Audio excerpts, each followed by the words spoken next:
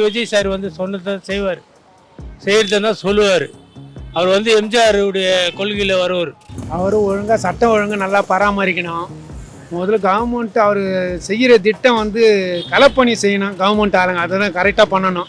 ஏன்னா தமிழ்நாட்டுக்கு நாங்கள் எதிர்பார்க்கறது மாற்றம் வந்துடுச்சு.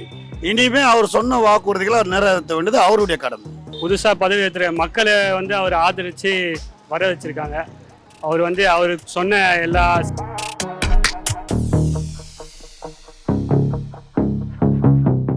விஜய் சார் பதவி ஏற்றது ரொம்ப சந்தோஷமான விஷயம். ஏன்டா அரசியல் மேலே வந்து அதிமுக டிஎம்கே இருந்தது. இவங்களாம் வந்து மக்கள் ஜனத்தை வந்து ஏமாற்றக்கூடிய கட்சி. புரியுதா? 10 வருஷம் புரோஜனம் இல்லாத கட்சிங்க.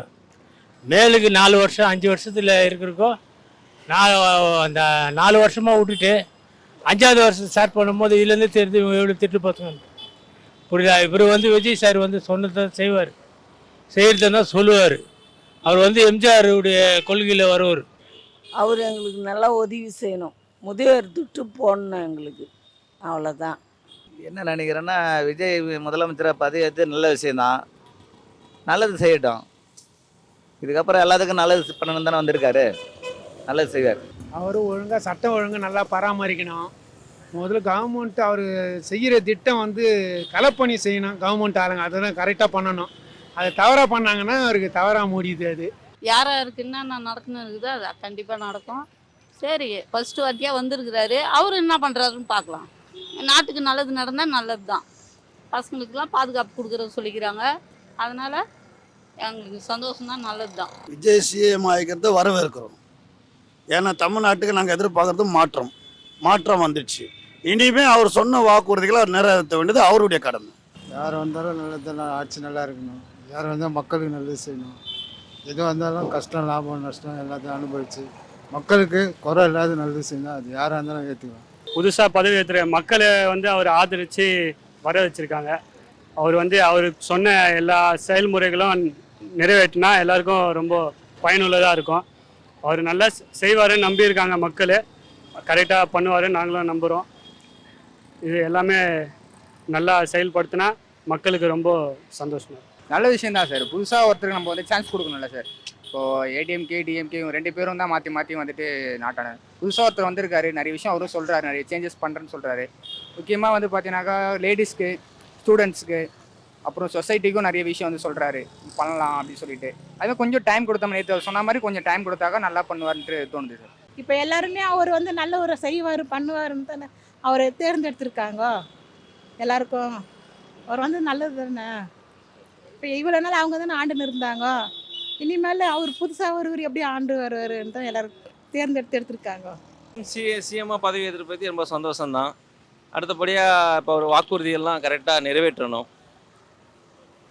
அவர் சொன்னபடி வாக்குறுதிகளை நிறைவேற்றணும். அதுக்கு அவர் இப்போ மந்திரிமார்கள்லாம் கரெக்டாக அவர் கைக்குள்ளே வச்சுக்கணும். ஊழல் நடந்துடக்கூடாது. 6 மாதம் ஆட்சி எப்படி இருக்குன்னு பார்த்துட்டு தான் மக்கள் வந்து ஓட்டு போட்ட மக்களுக்கு வந்து அவர் நல்லது செய்கிறாரு, ஓட்டு போட்டது நல்லது தான் அப்படின்னு மக்கள் மனதில் நல்ல அபிப்பிராயம் வரணும். விஜய் வந்து நல்லது தான் பண்ணுவார். ஏடிஎம்கே இது என்னது அவர் எவ்வளோ எதிர்ப்பெல்லாம் இது பண்ணி வந்துக்கிறாருன்னா பெரிய விஷயம். அதோட பெரிய விஷயம் எதுவுமே கிடையாது. அவர் வந்தால் இனிமேல் சொல்லிக்கிறார், எல்லாத்தையும் நிறைவேற்றுவார். எல்லாமே ரொம்ப நல்லது. இதுதான் எனக்கு போனோம், அப்படி தான் நினச்சிருந்தேன். அதே மாதிரி மாற்றம் வந்தது. ரைட்டு, ஓகே, இதுதான் எனக்கு தெரிஞ்சுது. ரொம்ப சந்தோஷமான விஷயம். அவர் முதலமைச்சராக வந்து இந்த தமிழ்நாட்டு மக்களுக்கு ரொம்ப பெருமை. அவர் கண்டிப்பாக எல்லா மக்களும் நல்லதே செய்வார். நல்ல விஷயம் தான், பெரிய விஷயம் ஒன்றும் இல்லை. மக்களுக்கு எல்லாரும் சந்தோஷம்தான், எங்களுக்கும் சந்தோஷம்தான். அவர் வந்து நல்லது தான், நல்லா செய்வார். அவர் நல்லா பண்ணுவார், நாங்கள் ரொம்ப எதிர்பார்க்குறோம். ஏன்னா மக்களால் அவர் தேர்ந்தெடுக்கப்பட்டவர். அவர் நாங்கள் ரொம்ப நம்புகிறோம். விலைவாசி, போக்குவரத்து எல்லாமே அவர் நல்லா பண்ணுவார்ன்ற ஒரு நம்பிக்கை இருக்குது. அதேமாரி இந்த ஆட்டோ தொழிலில் வந்து அவர் கண்டிப்பாக அவர் எங்களுக்கு உதவி செய்யணும். ஓலா ஊப்பர்லாம் எடுக்கணும். எங்கள் ஆட்டோ தொழிலே வந்து ரொம்ப கஷ்டப்படுது. இன்றைக்கி டிஎம்க்கு தோற்றுது காரணமே முதலாவது ஒரு 5 லட்சம் 6 லட்சம் ஓட்டு போந்து ஆட்டோ டிரைவர் ஒருத்தர் கூட போடல. எல்லாமே விஜய்க்கு தான் போட்டுக்கிறாங்க. அதனால் இந்த வாட்டி முதலமைச்சராக இருந்து அவர் எங்களுக்கு உதவி செய்வார், நாங்கள் ரொம்ப நம்புகிறோம். அதேமாரி அவர் கவனத்துக்கு கொண்டு வரது வந்து விலைவாசி கொண்டு வரணும். விலைவாசி அதிகமாக இருக்குது. அதுக்கெல்லாம் அவர் பண்ணாருன்னா நல்லாயிருக்கும். ஏன்னா அவர் எல்லாமே சொல்லிட்டாரு. அவர்கிட்ட நம்ம இப்போ எதிர்த்து சொல்கிற மாரி எதுவும் இல்லை. ஏன்னா அவர் நல்லா எதுக்கும் எல்லாமே பர்ஃபெக்டாக சொல்லிக்கிறார். நேற்று சொன்னோம், நாங்கள் நியூஸை பார்த்தோம். இதுமாரி அவர் இதுக்கப்புறம் நிரந்தரமாக அவரே இருக்கிற மாதிரி கண்டிப்பாக இருக்கும், நாங்கள் நம்புகிறோம். அவ்வளோதான், ரொம்ப சந்தோஷமாக இருக்குது, அவ்வளோதான். நல்ல மாற்றமாக இருக்கும்னு நினைக்கிறேன். 500 யூனிட் கரண்ட்டு ஏதோ சொன்னார், அது எந்த மாதிரி சரியாக கிளியராகவே இல்லை. நல்லா பண்ணுவாருன்னு நினைக்கிறேன். அவர் கொஞ்சம் டைம் கொடுத்தா அவர் இன்னும் பெஸ்ட்டாக நல்லா பண்ணுவார். இன்னும் அவருக்கு இன்னும் நல்லா இது பண்ணி எக்ஸ்பீரியன்ஸ் இன்னும் வரணும். அவருக்கு எக்ஸ்பீரியன்ஸ் ஆகிட்டு அவர் இன்னும் நல்லா சிறப்பாக ஆட்சி செய்யணும். எதிர்கட்சி அந்த மாதிரி எல்லாருக்கும் சப்போர்ட் பண்ணி அவர் இன்னும் நல்ல எக்ஸ்பீரியன்ஸ் வரணும். அவருக்கு இன்னும் நல்லா எல்லா இதுவும் கற்றுக்கிட்டு இன்னும் நாட்டுக்கு வந்து நல்லது செய்யணும். சமூகத்துக்கும் நாட்டுக்கும் நல்லது செய்யணும். என்ன நினைக்கிறாங்கன்னா அவங்க என்ன செய்கிறாரோ அதுதான் நம்ம எதிர்பார்க்க போகிறோம், வேறு ஒன்றும் இல்லை. சந்தோஷம் அவர் வந்தது. விஜய் வரட்டும், நல்லதாங்க. எங்களுக்கு அரசாங்கம் எங்களுக்கு வீடு வசதி, ஏதாவது ரோடு வசதி எங்கள் ஊருக்கு அது மாதிரி ஏதாவது செய்தால் நல்லது. நாங்கள் விழுப்புரம், எங்களுக்கு உதவி செய்யலாம், வேறு ஒன்றும் இல்லை.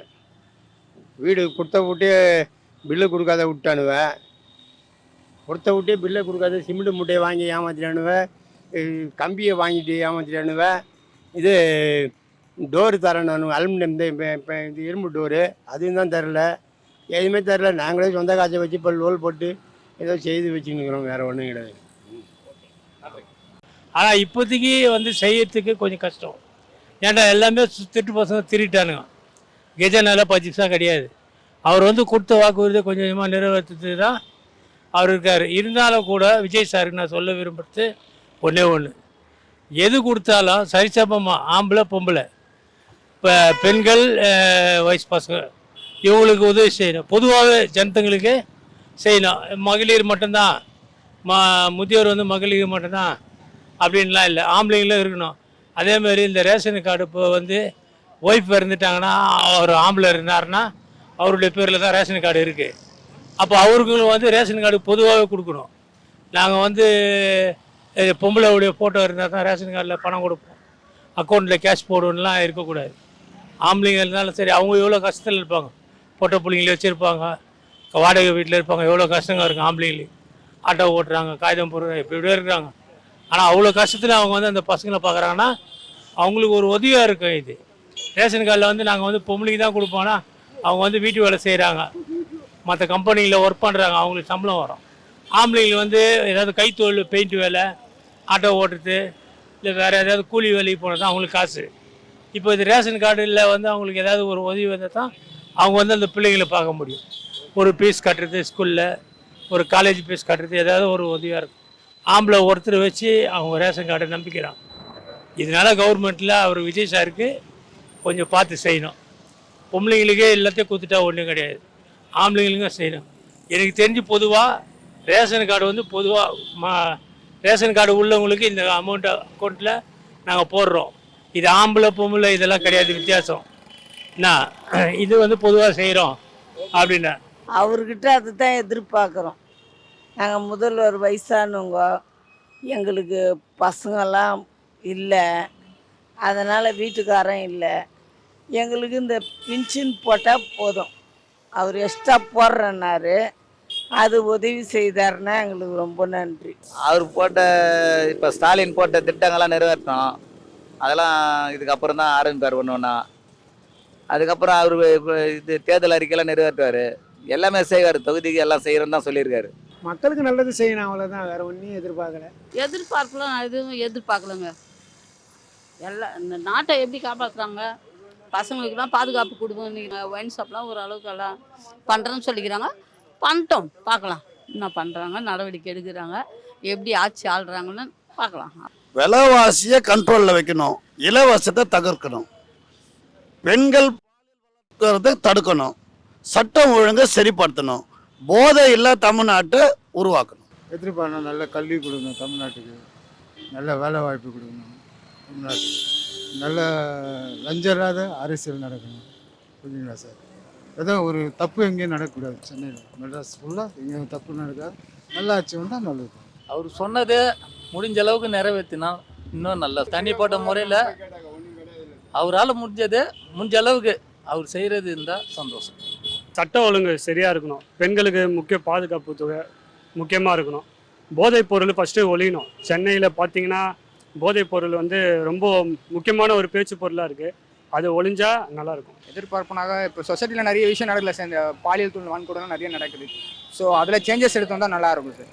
அது மாதிரி தான். அது அப்புறம் ஸ்டூடெண்ட்ஸு சார், இந்த ஸ்கூல் ஸ்டூடெண்ட்ஸு, காலேஜ் அவங்களாம் நிறைய விஷயம் பண்ணிகிட்டு இருக்காங்க. ஸோ அவருக்கு ஹெல்ப்ஃபுல்லாக சப்போர்ட் பண்ணுற மாதிரி ஸ்டூடெண்ட்ஸ் நிறைய பண்ணாக்கா நல்லாயிருக்கும் சார். அவர் எல்லாம் வாக்கு கொடுத்துருக்குறாருல, எல்லாருமே அது செய்வார் நம்பிக்கை இருக்குது. அவர் நம்பிக்கை இருக்கிறார்ல, ஆணையிட்டு இருக்கிறார்ல. முதலமைச்சிட்ட சட்டம் ஒழுங்கு மெயினாக அதுதான். சட்டம் ஒழுங்கு நல்லா இருக்கணும். போன ஆட்சியோட இந்த ஆட்சியில் நல்லா பெட்டராக பர்ஃபார்மன்ஸ் பண்ணணும்.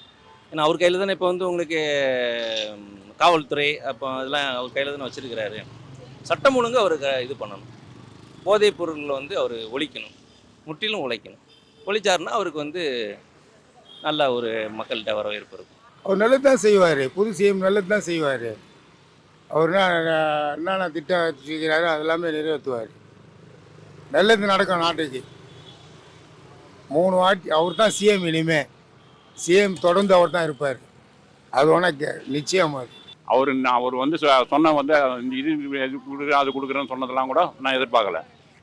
நல்லது பண்ணால் போதும், இதுதான் எதிர்பார்க்குறது. நல்லதை செஞ்சால் போதும். அவர் வேறு எதுவும் எங்களுக்கு எதுவும் இல்லை.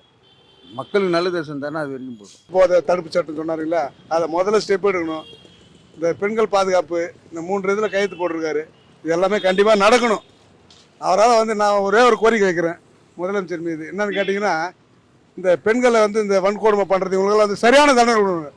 ஸ்ட்ரெயிட்டாக ஸ்டேஷன் கூட்டு போய் காலை ஒடிச்சு நடக்க விடணும், முட்டி போட்டு. அப்போ மற்றவங்க பார்க்கும்போது அந்த பயம் வரணும். இது கண்டிப்பாக அவர் செய்வார், செஞ்சு முடிப்பார்.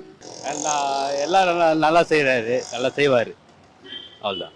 அந்தந்த ஊரில் இன்னைக்கு இன்னும் அந்த பகுதியில் எம்எல்ஏங்க அவங்க பண்ணணும். அவங்க தான் அந்த வீடு வீடாக கேட்டு என்ன இந்த இடத்துல தண்ணி வரல, அது வரல, என்ன பிரச்சனை, ரோடு சரியில்லை, அவங்க தான் வந்து கேட்கணும். அதுங்க அவர் வந்து இறங்கி வந்து கேட்க மாட்டார் முதலமைச்சர். புரியுங்களா? அதுதான் நல்லதுன்னு நினைக்கிறேன். நல்லது, பரவாயில்ல. ரொம்ப கஷ்டப்பட்டு வந்திருக்கிறோம். நல்லது செய்வார், எதிர்பார்ப்போடு இருக்கிறோம். அதான் அந்த போதைப் பொருள்லாம் இது பண்ணுறேன்னு சொன்னார். பெண்கள் பாதுகாப்புலாம் பண்ணுறேன்னு சொன்னார். அது பண்ணாலே கொஞ்சம் நல்லா இருக்கும்னு நினைக்கிறேன். நம்ம சொசைட்டியும் நல்லா இருக்கும்னு நினைக்கிறேன், ஃபீல் பண்ணுறேன். அதான் இலவசம் தேவையில்லை மக்களுக்கு. இலவசம் இல்லாமல் மற்ற மெடிக்கல்லு, ஹாஸ்பிட்டலு, மற்ற இதிலலாம் வந்து இன்ஃப்ராஸ்ட்ரக்சர் வந்து எடுத்துகிட்டு வரணும். ரோடு, மெடிக்கல், ஹாஸ்பிட்டலு, அந்த மாதிரி ஏழை எளியவர்களுக்கு வந்து என்னென்ன இது இருக்கோ அதெல்லாம் எடுத்துகிட்டு வரணும்.